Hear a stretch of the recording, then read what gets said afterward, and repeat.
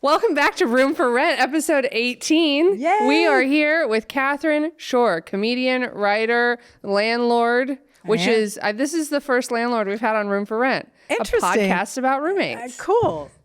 Someday. You're like, cool, why did you tell people that that's what I am? Someday you will graduate to landlord from roommate.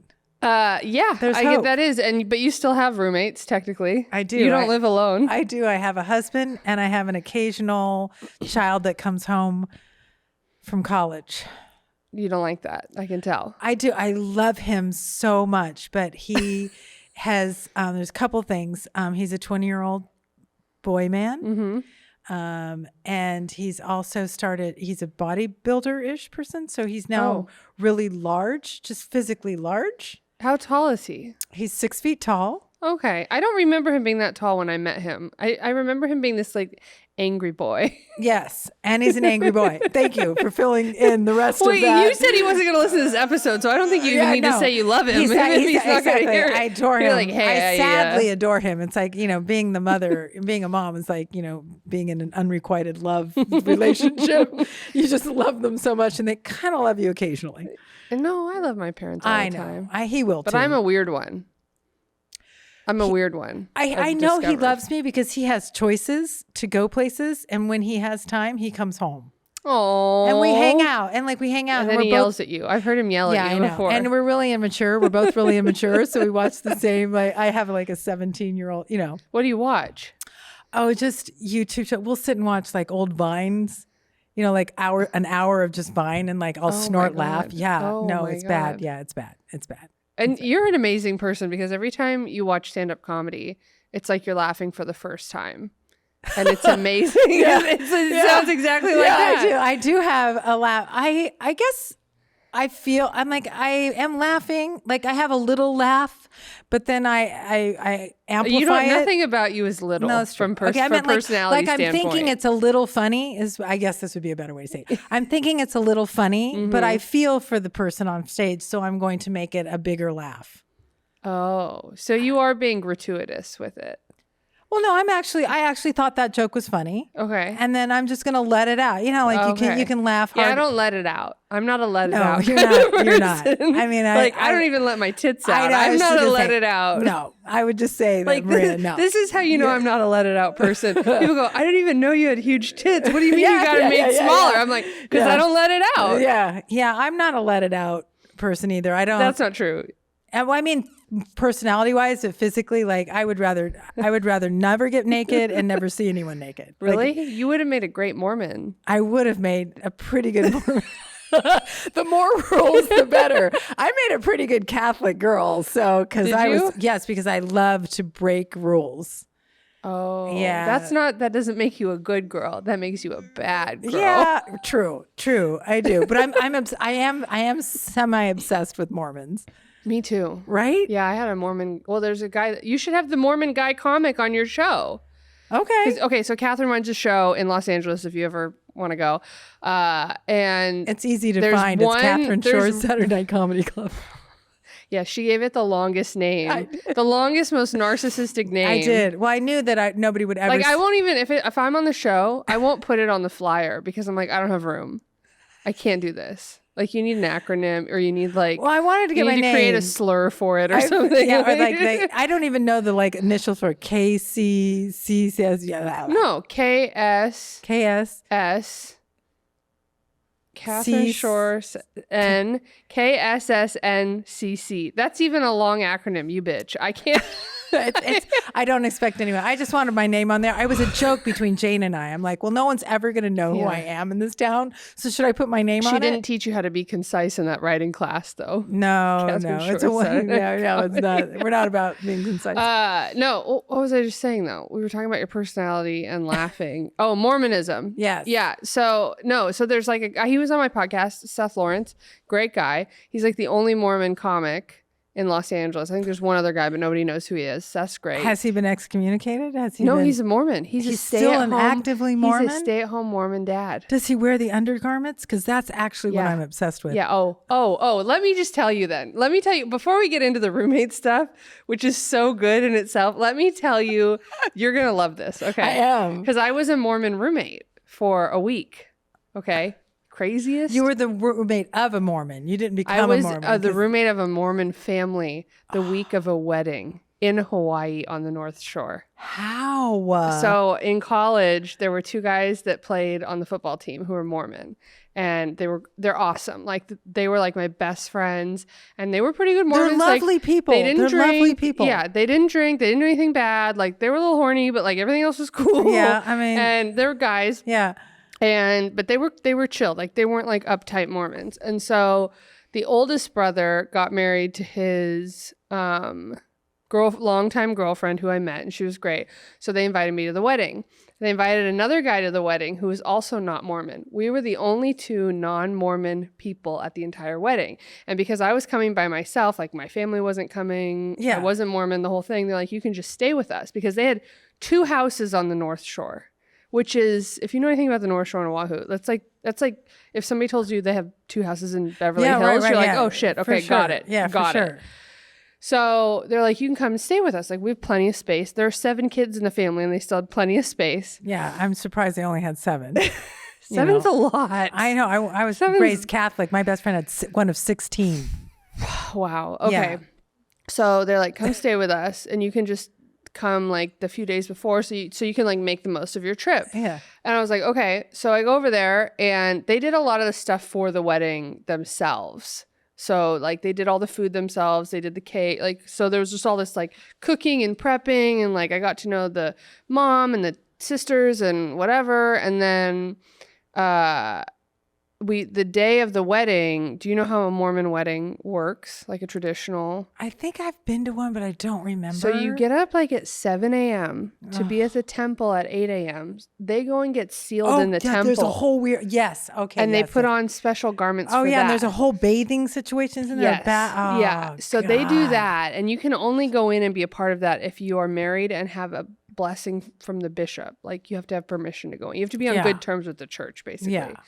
And so they go in and do all that. And we go through the visitor center at the Mormon temple on Oahu. Mm-hmm. And it's this whole thing about, you know, wherever you are in life, Jesus is at your table and Jesus is here. And it's like this Disney experience that you walk through about how Jesus is always with you. And you're in the little chair that kind of turns around. And they take a picture of you at the really climactic point. So then we get to the end of it. And everybody's crying. Everyone's in tears. They're so moved by Jesus. And I'm there. I'm like, hey, why are you guys crying? What's going on? Like, what's Jesus, happening? We're crying and they're like, that was so beautiful. And I was like, but you're already the thing. Like, this is the thing that they take you through to get you to convert. And you're already the thing. So why do you even, like, I would be like, yeah, okay, cool. Find a guy who's Jewish and put him in here. Like, you know, I just convert the next person. Yeah. So I thought that was weird. And then we went to Turtle Bay for one of the receptions, or like the lunch in between the like wedding thing on the beach and the temple thing. And have you ever been somewhere where they are making the freshest Mai Tais on the island and you can't have one? I've never felt like more of an alcoholic than I did the week I went to a Mormon wedding. I don't even drink, and I would feel exactly. I don't drink very much, especially that time I drank even less. Yeah. And I'm like, dude, I'm going to go back there and take shots. Like, I'm going to go ram rum in my ass because I just want some alcohol. Because I'm at a Mormon wedding. And nobody's having any. So then the whole weekend goes by. The wedding's great. Everybody's happy. The end of the weekend, before I go to the airport, I start talking to the dad. And the dad's a little bit of a shit stir. And he's like 6'6", big guy. And he starts talking. This is before Trump. He starts talking about the news and the media and corrupt and all this stuff. And he's got all these crazy theories, which I'd kind of been warned about, that he's like a difficult person. Okay. And I kind of was arguing with him because I was like, come on, dude. Like, let's be real. Like, but nobody argues with him. Right. I knew this already. I was testing my waters. Yeah. And he goes, you're a guest in my house and I expect you to act like one. And I was like, well, it looks like I got to go to the airport. Yeah. It looks like I'm leaving the island here coming off. Yeah. Wild. But then they all said, like, the guys I was friends with, they're like, yeah, they really liked you. They like, you can totally come back whenever you want, whatever. Da, da, da. I don't think so. Like, it was a whole thing. Well, and I didn't have a bad experience, but I was a little bit like, oh, well, they weren't kidding about this guy. I wouldn't. Yeah, and they tried to convert me a couple times. Yeah, no. Yeah, but the thing I was gonna, the whole reason I don't understand why Mormons try to convert people though, because like there's only so many seats up there. Oh, but you get planets. If you're really good, you get a planet when you die. Oh, and that's the other thing. Speaking of my kid, just last night we actually because we both like South Park, of course, because and our favorite episode is the Mormon episode. Yeah, it's great. Because when they talk, and so that's so interesting. I completely forgot about when you brought that up with the planets. Yeah. But so the whole reason I actually started telling you the story though is because I forgot my reason was because the whole weekend I was hooked on the underwear. Because we were in a hot place and there you have varying levels of Mormon seriousness and it's warm. So I'm like, these people aren't going to wear these garments the entire time. Some people did, you could tell, and some people didn't. But if somebody's talking to me that's Mormon, I'm not focused on what they're saying. I'm looking for this. Yeah, for sure. I had a friend who was a Mormon, and one day she came home and her husband had locked himself in the bathroom, and he finally came out and he was dressed in her clothing. Long story. Anyway, and I was going to go with her one time. She's like, "Oh, and there's like a gift shop or something at the Mormon where you can buy." And I was standing with a group of Mormons, and they're talking about the undergarments because if you're not Mormon, you're obsessed with the undergarments. Yeah. And I said, "Well, that's really interesting. I'd love to get some. Do they have any crotchless?" And that's the whole point. The whole point is to be covered. And that little joke about the crotchless undergarments went over like a whore in church. Oh, no. Yeah, that was pretty. But you're like, do they have the ones with the little bells on the back next to your ass crack? Yeah, do they have that? Yeah. So jingle all the way for Jesus. Good story. Oh yeah, it was crazy. The Mormons are crazy. Yeah. Okay. Because you're supposed to leave that stuff on even when you have sex. It's nice. Well, there's some Jewish situations too, with like a hole in a sheet they put on you. And I'm neither of these things. All of so these, I don't know. Yeah. That's religion. Well, we need to get into this story. Yeah. So I know like a little bit about this already, but you have an insane roommate story from when you were younger. Right. And we've had some true crime on the show before. Okay. That was real good, real juicy. This is close to that. It's only close. Okay, it's close. I mean, I'll try to zhuzh it up. I'll try to zhuzh. No, but it's just a different experience. I don't know what I would have done if I were you. So I want you to retell the story. So way back when I was a mini landlord and had I lorded over this apartment. Yes. I mean this house. It was a house on Amberley in San Diego, and it was a 3-bedroom house. And so I would rent rooms out, whatever. And I would and I had a friend who had a friend, and he's new in town, whatever, and he needed a place to live, and roommate, great, got the money for sure. And so he moves in, and I was younger. We like to smoke the weed and everything. The weed, the Little Wayne. Yeah. Yeah. I ran a collective for a few years, so I get to make fun of it, and which is a whole nother podcast. And so we're roommates, and I would sit around and smoke and talk and have these deep discussions and everything. And my house was the house. Everybody, obviously, my house was the house. Everybody came after gigs. I was in a band, and everybody would come. We'd hang out, whatever. And one night we're all hanging out, and it's wee hours in the morning. We're like, "Hey, where's blankety blank?" Which I'm not going to say his name because he's out on parole. And he got out after a long, long time. I found out. And at least he didn't come looking for you. That we know of. And still could happen. And so we're just joking, me. I'm just like, that's, where is he? That's funny. Oh, okay. I wonder, because he was literally, he didn't really have a life. Like, he was new here. He was kind of pudgy. He was sort of like a more unattractive James Corden. Anyway, James who? Corden? Corden, yeah. Oh, I thought you said James Garner. I was like, how rude. No, Corden. He was just, okay. He was just kind of. He was fluffy. He was, he had some floof, and it wasn't cute. It wasn't a good dad spot. Oh, and And so we were all sitting around talking. I'm like, I wonder where he is, blah, blah, blah. And so me, you know how I like to do an act out.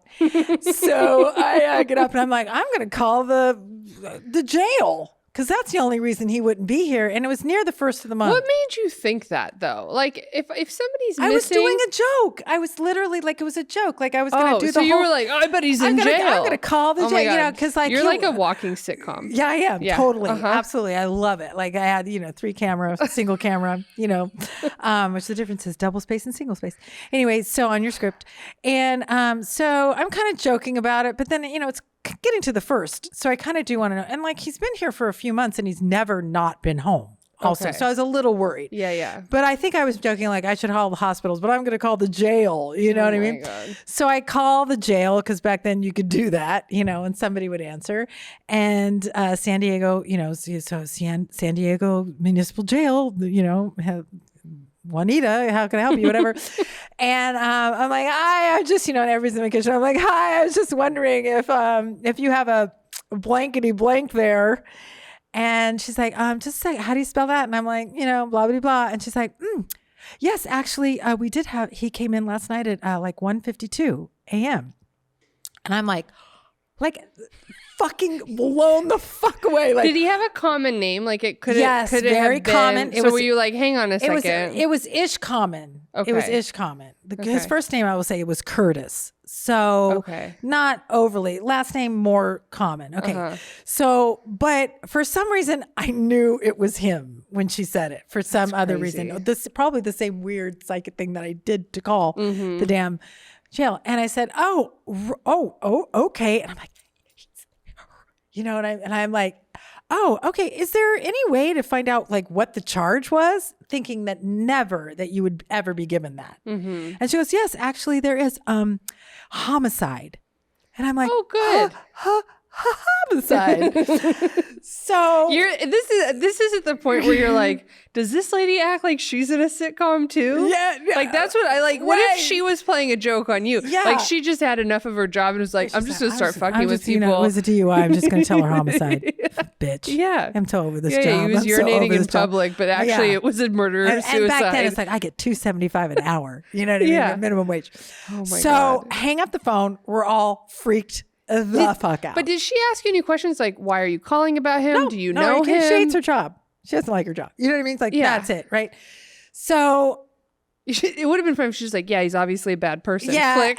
So I'm freaking out that like homicide, but I'm not like, maybe he was defending him, but homicide, I know a little bit about it. Yeah, but then it's like recent homicide, past homicide. Right. Everybody is still alive. But he's just been in jail. Like he was just booked. So I'm not thinking, I'm thinking it was recent. Yeah. So but also like, do you start thinking about if you know anybody that anybody else you haven't seen? The first thing I thought about was like, in 2 days I need to pay rent. No, not really. The narcissism. I mean, it did, like dawn on me. But first of all, we're all just like spinning, like we're like, we need more coffee and everything like that. So you're lucky that all your friends were in the room when you called, because you know how many phone calls you would have had to make. You're like, hey, guess what? It was a thing. It was a thing. And even after that, it was like shwagong. Like, I mean, we all, and this is whatever. So, so I'm still freaked. You're freaked, and it was like it was my bedroom and the hallway, his bedroom, and then another. It was a 3-bedroom place, but his bedroom was like closest to my bedroom door. Okay. So I'm still like, and so a couple of, maybe the next day, phone rings. Hello. And he's like, hello, this is Sergeant Shelburne, I think it was Sergeant Shelburne. Is Kathryn Schorr there? And I'm like, yeah, this is she. And he goes, hi, I'm from homicide. And I'm like, oh, is this about Curtis blankety blank? And he's like, yes, it is. Would you be able to come down to the homicide sometime this week to talk about? Curtis said he's really not talking about this murder, but he said if we wanted to know why he confessed, that we would need to talk to you. Oh my God. I'm like, are you fucking kidding me? What the fuck? So, and did you think at the time, like, have I said anything that Yes. would convince him to do murder? Or are you going, now I have one day to pay the rent? Like, yes, what are exactly. you? I'm like, oh, I'm never getting anybody in here now. You know what I mean? Like once this gets out, you know. Were you worried that there might have been like a body in your house or? No, all of those things that I should have been worried about that you've been so bringing up. No, like I any wasn't. rolled up rugs anywhere, like nothing. Yeah, I no. did. Okay. I did. You know, and I was still being very respectful. Like I thought he was going to be released. I mean, like I didn't know whether it was a mistake or, you know what I mean? And so I wasn't going in his room or anything. So I say, well, I want to get this over with. I'm like, so right away I go down there and I go down to the San Diego Police Department. I walk in and, you know, everybody's there for like their stolen bike or, you know, like whatever. And I go up and I'm like, excuse me, I'm here for, you know, Lieutenant or Detective, so Shelburne and, homicide, and everybody's like, you know what I mean, like homicide, you know. And I'm like, and they're like, oh yeah, you go. So the homicide, so you're gonna walk down that hallway, then you're gonna make a left, and then you're gonna walk about a quarter of a mile, and then you're gonna make a right. It was just like, I just remember just like a long walk, like they put homicide way in the back. Oh yeah. So I get in there, and he's like, oh, thanks so much for coming down. I have to go get something. Would you like something? And I'm like, oh yeah, you know, like free coffee, sure. And I'd like to know who died. Yeah. And so I'm sitting in his office and everything like that. And I'm a snoop, you know, because a Catholic girl. And so I'm kind of looking around, and I do like crime. I love, You're a white woman in America. I love crime. I just love it. And that back then I didn't have a lot, you know, there wasn't a lot of crimey stuff to watch. So this was, I mean, I was the shit. Obvi. Oh yeah, you're living every white woman's dream. I really was, and I agree. And you know that's why I'm telling the story now. And so I don't feel confident enough because I think I was worried that he might walk in to like actually rifle through his desk. But if he had been gone longer, I might have. But on the wall was this clipboard, and it had so many papers on it that the top one had curled. You know what I mean? Like it was just stuffed, like it was an industrial kind of one, you know, old school. So I stand up and I walk over to the clipboard, and I remember straightening out the curl one, and it was a trunk of a human, no head, no legs. And it said trunk found, you know, on F Street behind blah, blah. And I remember like, okay, I'm not going to look anymore. And I sat down. And to make a long story short, even though this is what the whole podcast is about, he's like, I just want to say, you know, so Curtis was accused of murdering a man 15 years ago in New Mexico. They knew it was him. He had beaten someone to death with a pipe in the alley. Oh, and I'm good. like, and then I'm trying to like, you know, add a little levity to that. I mean, like clue. And he's like, and then they didn't have enough evidence, you know, and actually he was actually kind of a nice person. And he's like, and they didn't have enough evidence. So he didn't go to trial. Was he questioned? And Arrested? He was arrested and questioned. So you clearly didn't do a background check on him before he moved in. Oh, there's no background checks then. You know, somebody wanted to move in. They had the money. Now. There's your bedroom. You know what I mean? Like, I'm sure there was a way, but, you know, it was simpler times.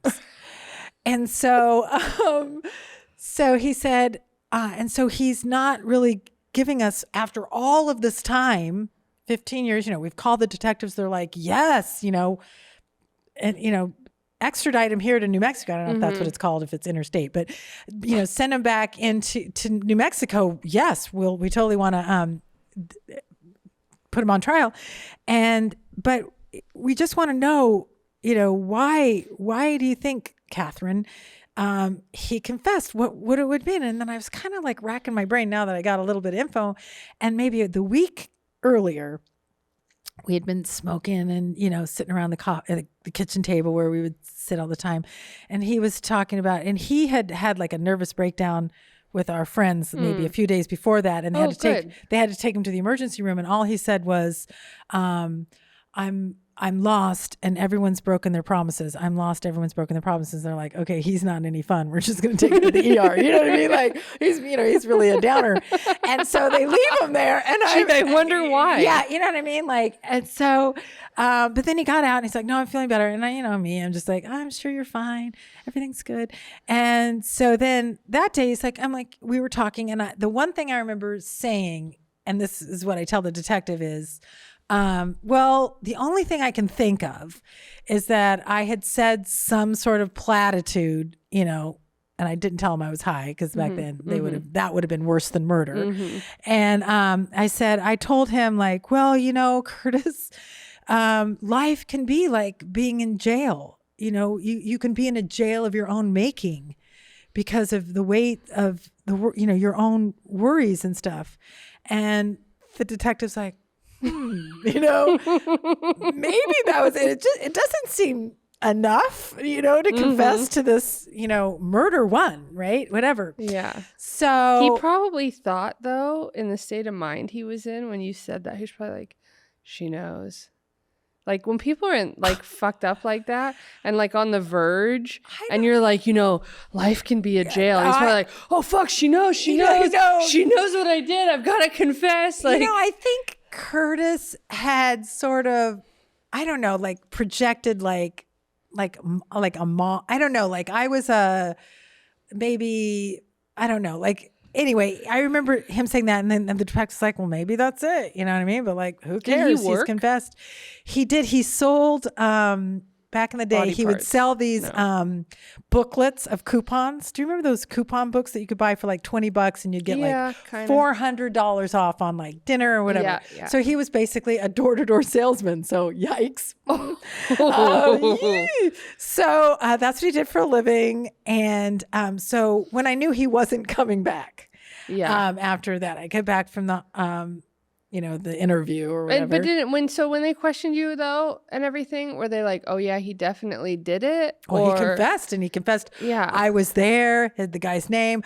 I needed meth. It was a drug deal. Oh, okay. And he wanted drugs and he didn't have any money. So he went there without money, thinking he's going to just steal the drugs. And the guy, resisted clearly, like, where's my money? Bitch, where's my money? And he beat him to death. Jesus. Yeah, When he really lived rough. with you, was he still doing like drugs? Like Yeah, drug I drugs? think Oh, so, he but not was? with like, I didn't know, like I had friends that were like, some of my friends were like harder, crazy. Like, I smoked some weed. I never was an alcohol drinker. You know what I mean? Like I don't do alcohol. I know I should. I think you should start with Diet Coke. Just drink a little Diet Coke. We have a little Diet Coke joke because if I drink Diet Coke, I'm even She'll more. open a whole can of Diet Coke and then have one sip. Because I'll be so crazy hyper. I'll be like 4:00 in the morning and I'll be thinking of how to avoid the submersible implosion. You know what I mean? Like none of my business. Boy. So I get back to my house and I'm like, okay, he's not coming back. I got to clean out that room. And I got to get the thing. So I go in the closet and, and at that time I was kind of a little punk person and I like to use clothes. So I found this like corduroy jacket and I'm like, I'm keeping this. You know what I mean? That's great. So I put it on, you know what I mean? Once he's not going to need it, and I put on the jacket. He's one of those ones with the leather buttons. It was very nice. Yeah. I like the thing. And I put my hands in the pockets and in each pocket was a steak knife. And I'm like, so maybe I'm not going to keep the jacket. Why? But why? Right. Why would there be steak knives in jail? Like I've never put a knife in my pocket Of course not. that didn't fold. Of course. Like you wouldn't just Wait. Do you know what I'm saying? Okay, how about I have never put a knife in my pocket? But like it'd be one thing if it was like a pocket knife or like a switchblade you're or from like Oregon. something. She's from Oregon. No, you girls from Oregon You get might raped care. walking outside of the studio. You gotta. Nobody's gonna rape me. You think you're that undesirable? No, it's not that I'm undesirable because rape isn't about that. But I do sometimes. The only reason I don't walk down an alley. I'm trying to make a joke, and you're like, "That's not what rape is about." But I mean, yeah, we know. Honestly, like I don't walk down alleys. Not because I think I'm going to get raped. Or hurt. I only don't walk down alleys because in the off chance that I am, nobody's going to feel sorry for me. You know what I mean? Like she's walking an alley. She deserved it. And so that's like more about it. Like I remember one time I was in Hollywood somewhere ish around here at night, not scared. I don't know why. Terrified to fly, not afraid to walk in Hollywood at night alone. And this guy walks up to me and he was kind of weird. And I'm like, don't even think about it. And he's That's like, what you said? Yeah, I go, don't even think about it. And for one, I was kind of a bigger person than he was. And so I doubt he was thinking about it. And so he goes, why? Because I'm black? And I'm like, no, because you're a dude and I don't want you to think about it. And he was like, oh. He was like, oh, that's something to think about. You know what I mean? Like, you're like, how progressive of her. Yeah, exactly. And I often will say that. Same thing happened in San Diego. I turned around and I'm like, stop following me. And I realized it was a guy like walking a dog like yours. He's like, oh. What if I was like, is it because I'm black? And he's actually white. Yeah, wait, what? Wait. So anyway, in this closet, I'm in the closet. With the steak knife. With the steak knife. It is Clue. Really, it is Clue at this point. Really, really creepy. Oh, and in the interim, someone had said, oh, you know what? I thought Curtis had followed. I was dating someone at the time. And my boyfriend at the time said, you know, that's really strange because I thought I saw Curtis sort of stalking me at work. He worked in La Mesa and he was an architect. And he goes, I thought I saw Curtis a couple of times stalking things. And even once I thought I saw him looking, he had a skylight in his house. And I'm like, why wouldn't you tell me? Like, what the fuck? And he's like, I don't know. You don't think somebody like Curtis is gonna... that Curtis was on this guy's roof looking through his skylight. And so, but this boyfriend was an alcoholic. So, and I said, in your defense, I probably wouldn't believe you because you're drunk. But it was a weird story to tell me after the fact, I thought. So then I'm in the closet. So I'm going through the closet. I get out this, no other clothes that I think I want to keep. Mm-hmm. And he has a trunk. Oh, and so that's where the torso is. Yeah, exactly. It's the first thing I thought of. I'm like, if there's a body part in here, I'm going to be so mad. No, you would be so happy because then you would for sure have gotten a murder documentary. Well, like, they didn't. I found the torso. You're smoking a cigarette. I found the torso, and I've never been able to do it again. So, never had a roommate since. So I opened. You're sick. You're sick. It was the torso. If it had just been a hand. So I opened the trunk, and there's like personal possessions, and there's like one photo album, old school photo album, with the like pull the sticky paper back. Yes, yeah. I have, okay, yes, I have some of those. So I'm like, oh, okay, whatever. And so I opened the first page, and it was just like a couple of pictures from his childhood, just not very many pictures. And then one picture, and then no pictures, no pictures, no pictures, no pictures. And then like on the last couple pictures of the album was a picture of me. Oh.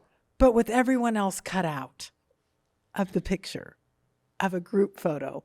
And then on the next page, another solo picture of me. I don't remember if that was one that he like. This movie writes itself. It was just crazy. That? And then that was when I was like, okay, you know what I mean? No more looking around. What did you do with that album? I put everything in the trunk, and because I'm a nice person, right? Here's the thing. I put everything in the trunk, and I took the trunk out and I put it in the garage. Wow. Because I thought like maybe he would want it back someday, or I don't know why. Yeah, when he gets out of prison in 20 years. I don't know why I kept it. I did. Yeah. So I had a murderer and before that I had some terrible roommate. You know what I mean? Like I had other like. I would have other roommate stories, like the one who almost burned my house down, my big bodybuilder roommate that broke all my furniture from sitting in it. No. Yeah. But we have to go. I have to go back to this guy for a second. So, how did he have pictures of you? Like, had he taken photos of all you guys? He stole them. Oh, he stole them. Okay. I think I had it was a group of friends type things, and so you just had pictures around or whatever, right? And so the one that he had cut everyone else out of was like a group picture from around the pool. And so I think another one was like a group picture that we'd all taken. Maybe he might have even been in it or something. Did you ever get the sense that he had a thing for you? At that moment. No, before that. Well, back then, everybody had a thing for me. Oh. You know what I mean? Like, no, I'm just kidding. Oh. I really don't. I'm really not that person. I'm not that person that thinks people have a thing for me.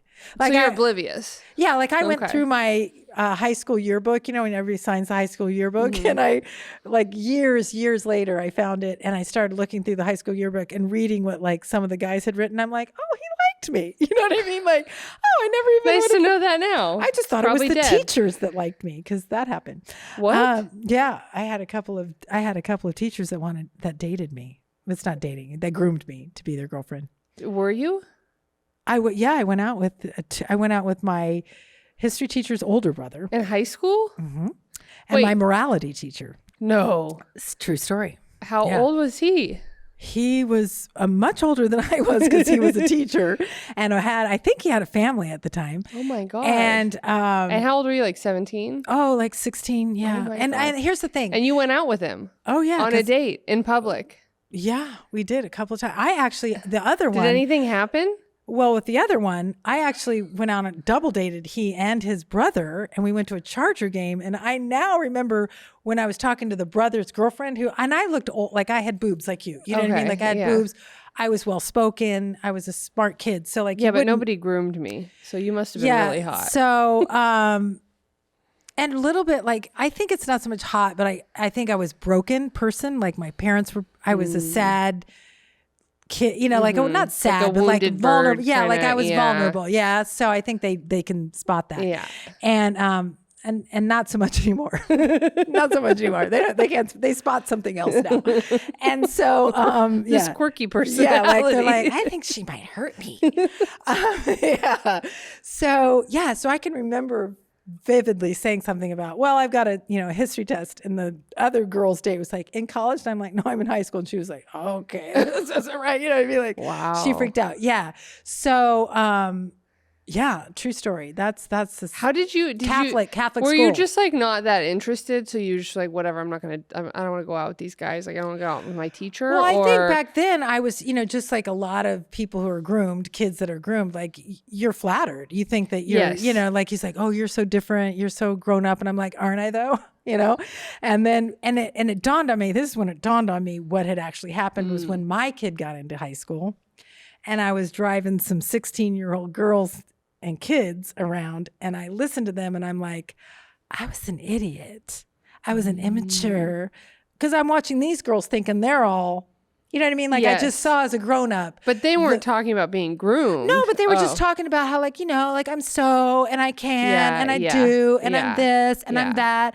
And I'm like, oh yeah, I was like that. Holy shit, that wasn't right. You know what I mean? Yeah, yeah. And so that was really when when it dawned on me that was probably inappropriate, and probably the reasons where I had not very successful relationships until a lot of therapy out of that. Yeah. This really took a dark turn, didn't it? Yeah, this really went. No, I mean, but it's good. Yeah. Clearly, you've come a long way. I thought always gonna seem to meet people when they're on the other end of like whatever craziness has been in their life. They're like, I've really spent the last 60 years working on myself. Well, that says a I'm like, lot I'm about glad you, I've though. reached you at Good. the end. You No, know? that says a lot about you though, because you are like, you're not really. You're not codependent. You're not interested in the broken people. Well, you told me once that I'm the most well balanced person you've ever met, which is almost an insult in this town. in this town, but Yeah. no, it was a compliment. You because and your friend both said that. You both agreed Cindy. on that. Yeah. Yeah. I know. And I had described you, and I'm like, well, you'll meet her tonight. And then afterwards, she's like, yeah, she was just like you described her. Yeah, I'm like, yeah. Like, How did you describe me? What did you say? like a very, a young girl with a good head on her shoulders. You can't, like you're not gonna. You're not going to fuck her. You're not going to get her off balance, really. Yeah. You know what I mean? Like, and if she is like, she has a keel, like she'll rate herself so and crazy. stuff like that. And it's funny because you've said something like, you're all together. Like you live on the West Side. Like I still think of that thing. Yeah. You're like, did I say? Yeah. I was probably just being nice. Like I probably didn't even you always hardly say mean nice it. things to me though. I'm I wondering. know, but sometimes I just say things to like, so people feel flattered. And it's not that I don't mean them. It's just like, I am not a small talk person. So when I make small talk, I don't remember what I said. Right. And so I'm like, oh, you have it together. You live on the West Side. It's like, Believe it or not, that though, comes into my brain, out of my brain so fast. No, but I mean, yeah. But you went along the whole list of like my life accomplishments as if they were, and it is. I mean, a lot. If you meet people who are like, yeah, I live in Hollywood, I'm like, oh, you're not okay. You're like, it's not okay. Yeah, you're like, too old to be living. My in last roommate moved in with her boyfriend, and they live in Hollywood, and she was living with me in Playa Vista, and she's like, I'm not sure I can do this. Because living in Playa Vista, you feel like you have your whole life together. And she's fine. Like, they've adjusted. But if you live in Playa... I mean, my place is like a hotel. It's so nice. Lovely. And now she lives across from, like, the Chick-fil-A in Hollywood. Yeah, no, it's a tough... And it's fine. It's cute. Like, they're happy. But it's a heavy lift over there. Yeah. It's different. Yeah. That's hilarious. Yes. But no, I believe it or not, I'm not really a small talker either. I'm a fast talker, but you got to keep up. No, but you have a personality. That's the thing is like if you're a small talker and because you don't have a personality, then it's like it's annoying. And if you just have a personality where it doesn't really matter what you're saying, where you're like, yeah, I was molested at 15, but you do it with a personality, people are like, nice, that's cool. Good. Thanks that's for awesome. sharing. It's funny that you say Cindy, that same friend. Yes. She was a serial dater. She liked to date guys. Was or is? She was. She's men on pause. She's done. Oh. And so because it sounded like she was still no. Okay. Have you seen 60-year-old men, white men? They're not dateable. And so a lot of them. I might disagree with she's I know, but she's in San Diego, so it's slim pickings down there. Sure. And she brought this guy. She would always bring them to meet me, and I was always so mean to him because they were always like so sub.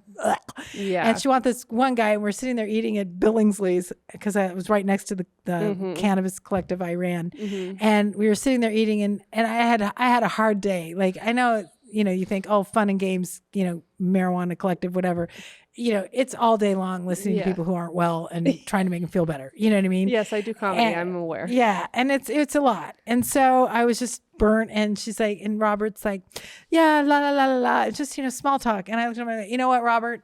I don't do small talk. So if that's what's going to happen, I'm just going to go back to work. And Cindy, who loves me deeply, burst out laughing. It's like, I told you, wasn't she just hilarious? And he's like, no. I'm like he looked really hurt by that. And I'm like, you're not going to last anyway. You know what I mean? Like, I don't need to sit here and try to impress you. There's two sides though, because there's like the annoying small talk that you don't want to hear, especially if you're in an impatient mood.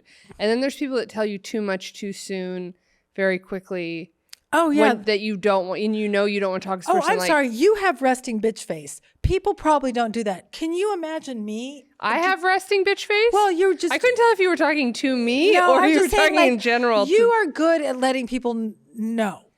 But like I have people like I have resting. I have resting. Please tell me your most intimate secrets right here in the line at Ralph's. You're a very open person. You're very open. People just will talk, and it used to annoy it happens to my mom too. It used to annoy my son so much as a teenager. Like. Yeah.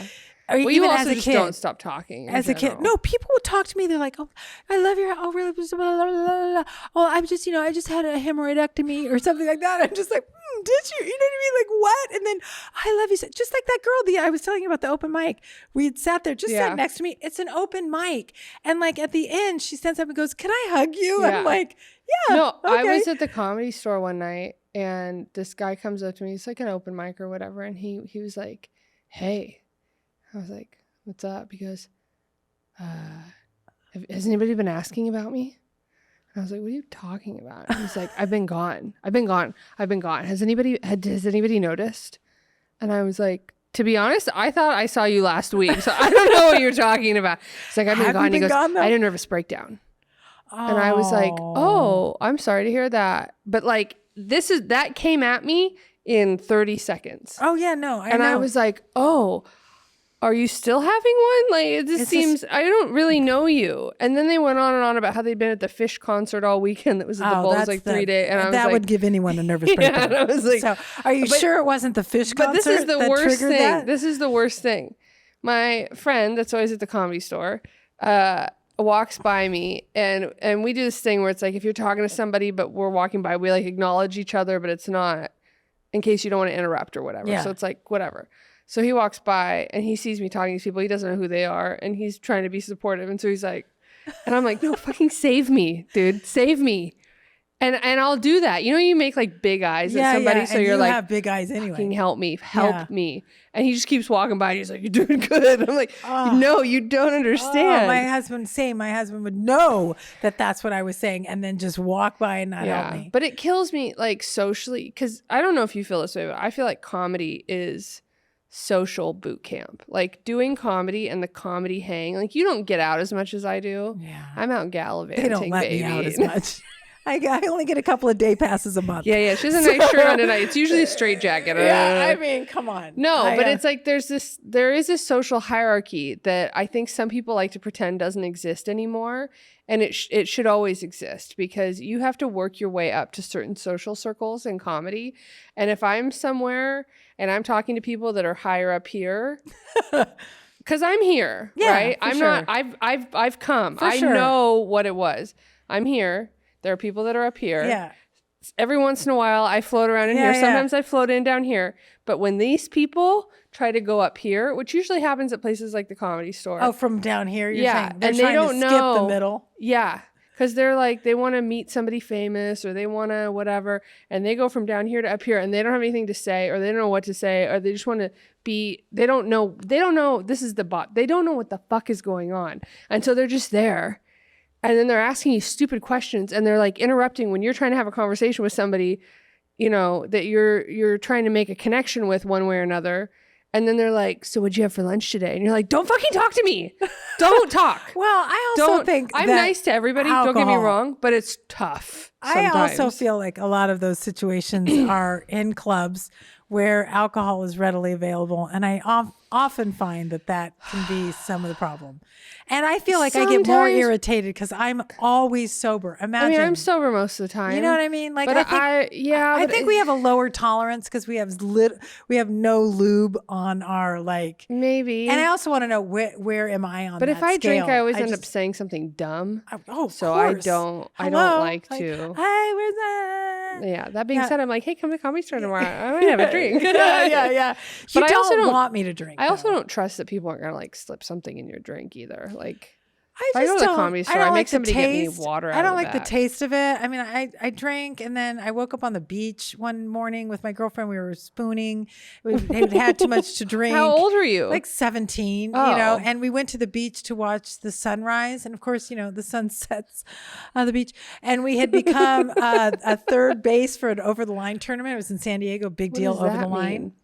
Over the line is this game where you hit the ball, and if you go this line, it's first base. That you don't run bases, you play it on the beach, and it's a huge fucking deal in San Diego. Never heard of it. Oh my god, it's a huge thing, and everybody had teams that were super misogynistic, like hangy big tit team. Or whatever. It was just like grossest thing ever. I hated it, and for some reason, my girlfriend Gina Titano, who I love dearly, still I thought you were going to say Titanic, and I was like, Titano. She was the youngest of 16. Seriously, okay. Right? They had so many kids. They had 2 kids named Adrian. True story. What? A boy and a girl. They had. You know, there's more than 16 names. Well, they repeat. Book. One was a girl, one was a boy.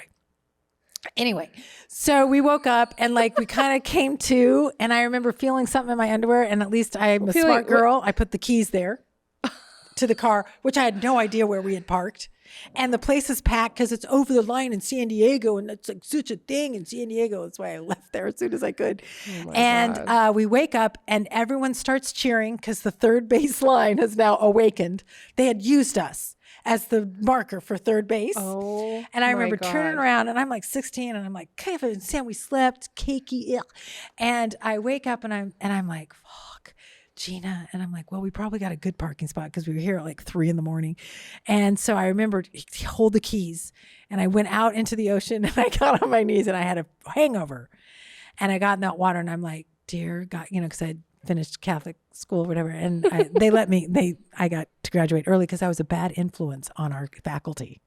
What? Yeah, they kicked me out of school because they found out you were going on dates with all your teachers, and I was a bad influence on the men, and so they kicked me out. Anyway. So I got my diploma anyway. Wow. So I went into the ocean and told God I would never drink again. And I didn't until one night I accidentally drank a lot of vodka with cranberry juice, and I was driving home very slowly. I think that's what you do when you're drunk, right? You just go slower and slower. Mm-hmm. And this guy in a white Ford Probe was passing me on and anybody in San Diego knows I was taking the 5 to the 8 East, and there's this long thing, and it was making me woo, woo, woo. And so I rolled down the window because I had a Tercel, and I, without power windows, and I rolled down because I'm going to throw up, and the Probe guy was so pissed because I was going so slow on the ramp, and he pulls next to me and he rolls down his passenger window, which was a big mistake. Because projectile vomiter here. Oh my God. And I look over and all I remember his face being like like telling me like, you fucking idiot. And I just went, like a red That's projectile disgusting. vomiting into his car. No. It went to, and then splattered. And I remember thinking, No. that's going to stain. That is definitely going to stain with the stomach acid and everything. No, yeah, I don't like that. I don't like that. That's a true story. story. So nobody ever lets me, I mean, I don't drink. I mean, I really don't get it's it. Not your thing. I get it. It's not really my thing either. I mean, I do it once in a while, but it's not. I don't like it. Tastes like I mean, alcohol. you've probably never really seen me have a drink. I don't think. No, Yeah. no, you've seen me, and you like. She's like, I've got Diet Coke. I almost brought the gas got station I Diet go to. They Coke. have Diet Coke tall boys, and I was gonna bring as No. an even bigger joke. Because I'm not a good sleeper, as you can possibly. Yeah. And even I have to stop drinking coffee in the single digits of the morning. Like if I eat, I don't even get up at the single digits of the morning. Oh yeah, if I drink coffee, even like 10, 11 o'clock in the morning, it's still like, Do you get tired? I'm never tired, really. I occasionally fall asleep. Here's the other thing. I was just thinking about like when you, like my husband's like, you fell asleep, because I'll like do a meditation. I'm meditating all the time, and I'll meditate, and sometimes he takes a nap because he works late. So I'll go in there and I'm like, oh, I'll just lay down with you and meditate, but I'm not going to fall asleep, And he was like, you fell asleep. And it's such a weird phenomenon, but like whenever you tell someone they've fallen asleep, they get so mad. Yeah. Right? Like, no, I didn't. Fall asleep. No, I Like, didn't. what the fuck? It's not like we're saying you kicked a dog. He's like, you fell asleep. He's like, so I never believed it. And my husband the other day, he's like, oh, you didn't? This is what an asshole he is. He's like, listen. And he taped me, and I was snoring. And it was like, and like, it was so bad. And I'm like, first of all, I was sort of mad at myself. Like, how did I not know that I was asleep with a snore like that? And he just kept going. I'm like, that's enough. That's enough. Okay, I heard it. Okay, I fell asleep. I'm so distracted right now because you have your shoes they're untied. untied. No, but it's like, are you trying to pull like a Jack Dawson in Titanic where it's like they're half undone? I 'cause never you've saw gotta that movie. You've never seen Titanic? Why? I know the ending. But it's the not about boat the ending. It's not sinks. about the ending. Oh, she's 14 or something. Yeah, in it's the not about movie. the ending though. I don't know. Oh my God, I watch that movie once a month for mental health purposes. I watched it last week. I saw the original with, I can't remember the actress's name. Doesn't Anyway. matter. Yeah, Doesn't matter. it was like a bunch of water comes on, and You know what I found out? We fictionalize these people, and they all drown. You know what I found out don't know. recently? That James Cameron made that movie to fund his desires to go to the Titanic multiple times. He wanted to do research on Titanic so bad. He goes, I'll just make a Hollywood movie. Okay, can we just say, I bet you he doesn't want to do that anymore. No, he did. He heard the clanging noise or whatever when the thing I knew it imploded. He knew before the Navy. Yeah, I know. I'd read an art. I'd Yeah. said to my husband and my kid, That's like, crazy. And I was, that's the type of thing, like, for no reason, classic Kathryn, or I'm sure other people as well, like a thing like that, that'll just get stuck in my little, It's all I could talk about. I know, and For I feel, days. and I mean there's something like cohesive about that, Yeah. like where everybody's, like feeling for it, and and it sort of restores your faith Yeah. with people, and then of course we all, in our dark humor to try to get over what we're really feeling, is just horrified. The jokes like, if I were a billionaire at the bottom of the ocean, I'd just pull myself up by my bootstraps. Yeah, I didn't like that.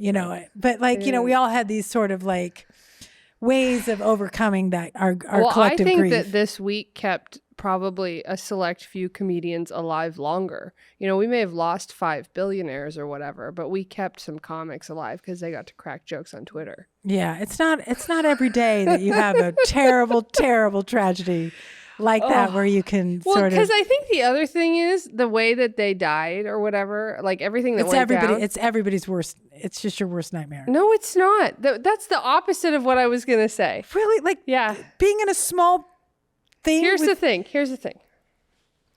Number one, how often do you go in water, period? I was just telling my son, I don't like to go in the water because it requires, you have to get in a bathing suit or something. You're wet. Like, what is the fun of it? Okay. So you never go in the water. Nope. How often do you go in a boat? And never. How often do you go in a submarine? Never. So when would you go into a submersible? So when you see that happening, you go, yeah, that sucks. That's too bad. Those people are probably dead. I get it that this seemed like a dumb thing to do, and you learn more about Ocean Gate and the thing and like the carbon fiber and all that. Like I said but before. the chances that you were ever even going to be in that situation or a situation, anything, hot air balloon, skydiving, like these are choices that you can make. Oh, I was And then thinking you're like never gonna, if I blew a tire on the bridge and my car went over the bridge and then I am in a submersible. I am then in a submersible. And don't get me wrong, I've got the thing in my thing that will crack the window so I can swim out of my car. Like that's how plan B, C, D, and E. You can go. I mean, like all of the stuff. Yes. If you find out that my chute didn't open jumping out of the plane, someone pushed me out of a plane. I'm not going to do that. You know, somebody just died in the Grand Canyon. They fell off the viewing platform. Did you hear about that? Yeah. Like, well, how can you fly? What? Okay. So I know somebody who died, that got pushed, they think, into the Grand Canyon. Oh, so you know, if you let Maria and I talk long enough, this is going to be the last thing that we're going to do an ad. It'll be dark. No, but my parents, one of their good friends, he was British and he was married to this American woman, and they got divorced, and she moved on with her life or whatever, and went to the Grand Canyon with some guy, and all of a sudden she was gone. And there were no cameras around at the time. And they had to go down. Well, probably after her death. Yeah. And they had to go down and like get her out. Yeah. And she was dead, obviously. And they don't know if he pushed her or not. But they think that he did, because I think she had money. That's one of those hard crimes, right? That I would imagine, like, you know, that would be hard to prove, because you don't have to push someone. You know, there's not going to be a handprint or something like that. But no, but can you imagine falling into the Grand Canyon as your form of death? Yeah, I can. You can? Well, now I can. You're insane. If you brought it up, you're completely I can think insane. of it. No, you're insane. But what's that, Maria? I was just wondering, let's say if I wanted my husband to look really great. You'd have to get a new husband. I'm just kidding. Oh, I'm kidding. I don't even know what your husband looks like. He's cute. But he looks like your people. He looks like my people? Yeah, the blue and the blonde. Oh, and the fair. okay. I was like, you're white too, bitch. Like, yeah, I know. No, this is MANSCAPED. So, oh God, I've got to clear my... this is we're sponsored by MANSCAPED. Woo-hoo. I know you knew this. I should have brought you one as a gift. But we'll do a quick ad. So because I'm hairy? No, I have a few extras. I probably should have asked them to send me more. I could have given everybody one. I am hairy though. All right, so support for Room for Rent is brought to you by Manscaped, who is the best in below-the-waist grooming. Manscaped offers precision-engineered tools for your family jewels. Oh, do you like my eye contact when I do Yes, that high. Manscaped recently launched the ultimate hygiene bundle for the man in your life, the Performance Package. Help him join over 7 million men worldwide who trust Manscaped with this exclusive offer for you. 20% off and free worldwide shipping with the code ROOMFORRENT at manscaped.com. So if my math is correct, that's 14 million balls have been manscaped with these tools. Isn't that amazing? Some of them might have had maybe a descent. I don't think there's enough uniballers out there for them to add that into the statistics. I just like the part where they're sliding in. Did you get that? These puns of like performance bundle. Oh yeah. Or package. I'm sorry. Yeah. Performance package. Yeah. So they give you. I'll listen to that hum. You know, I actually use this on my dog. When he needs a little shaving, he doesn't have balls anymore. But his performance package? Did you make his package? I like him to perform well when we go on walks. Okay. When he's getting his asshole sniffed. I love it. So there's the Performance Package 4.0, which is this whole kit. Okay. And you'll have a lawnmower trimmer. Has a light on it. You can check it out. Oh, so you can do it in the dark? I definitely you can do it in the dark. You can do it in the shower. You get the Weed Whacker ear, hair, and nose trimmer. Or ear and nose trimmer, sorry. Crop Preserver ball deodorant, Crop Reviver toner, performance boxer briefs, and a travel bag to hold his goodies, or ladies, yours if you want to steal it.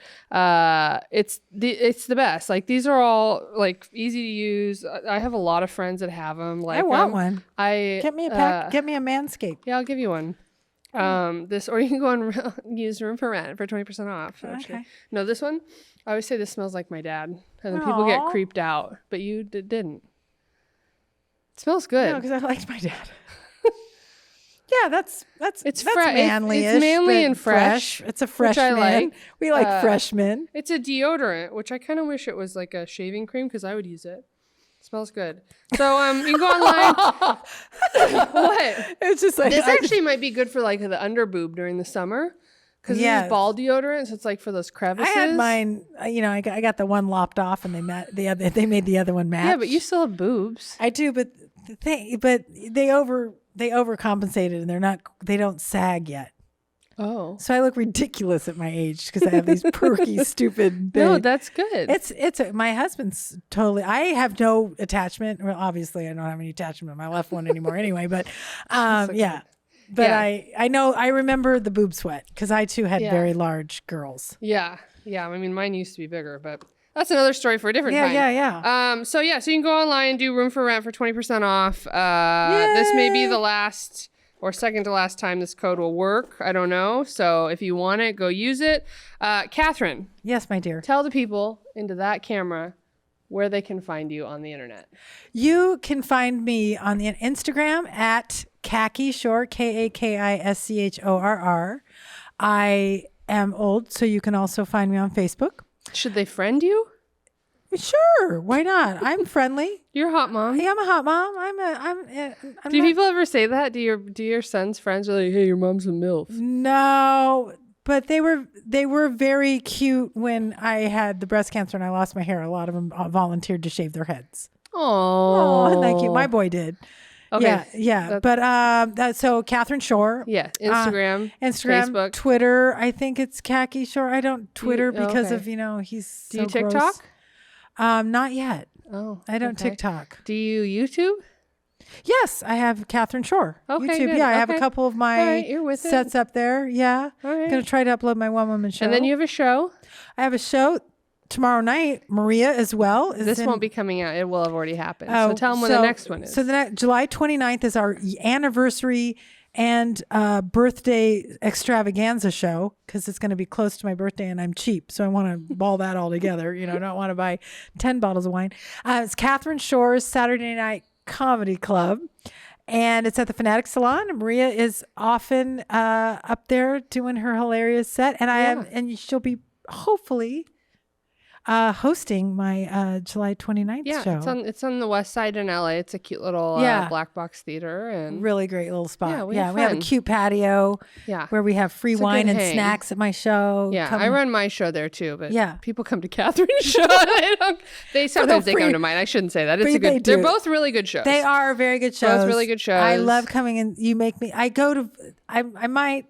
have to say I go to visit your show and you're like, you're going.